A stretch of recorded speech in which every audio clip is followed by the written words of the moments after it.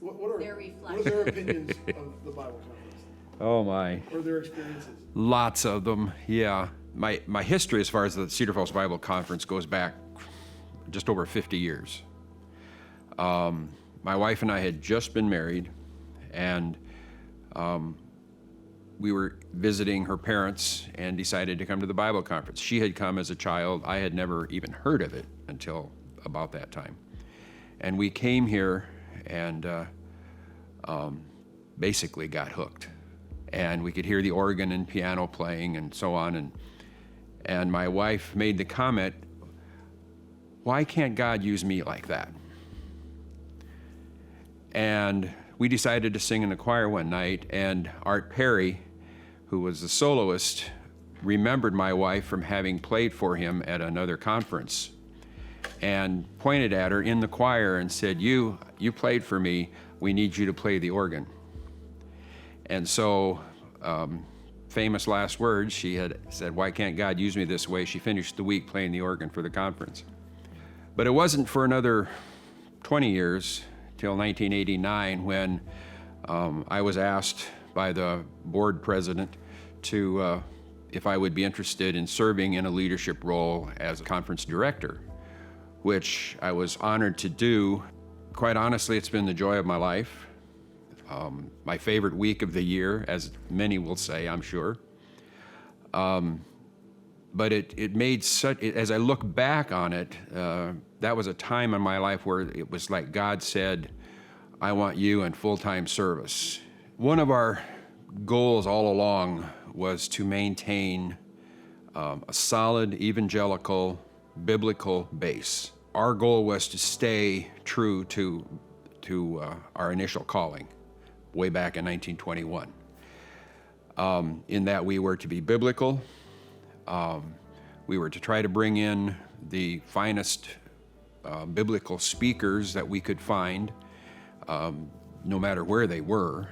Oftentimes,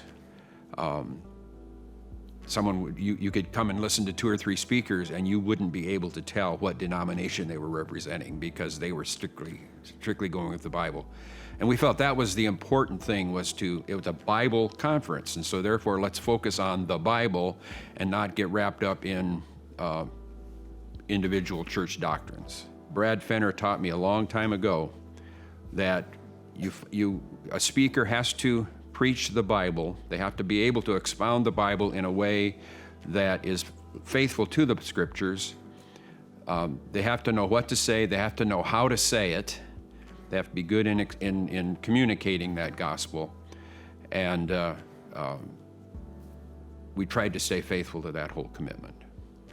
The importance of Bible conferences when this first started, because there was a straying away from solid biblical teaching in churches, even back in 1921, that the Chamber of Commerce in Cedar Falls, as well as the churches in Cedar Falls, saw a need for bringing the community together rather than just on individual churches.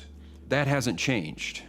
Some of the particulars maybe in the churches and so on have changed over the years. We've gone through times when there was a real need for, people felt the need for spiritual revival. Then other times when they've gotten rather lax in their approach to that overall. But to have something that stayed true, that has stayed consistent through all those times, I think that's probably a large part of what God had in mind, was to give people a place to fall back to. I think the role of the Bible Conference will be the same role that it's had for 98 years, maybe with a little different perspective, but it's still, my prayer is that it will continue to be that consistent Bible preaching, Bible teaching conference that allows people a place even when the world is trying to draw us away.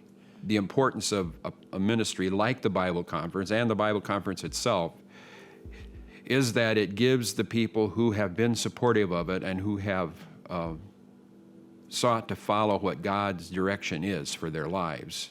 It gives them a place to come and to renew, to energize, to be prepared to go back out into the world where it's tough, and it's getting tougher.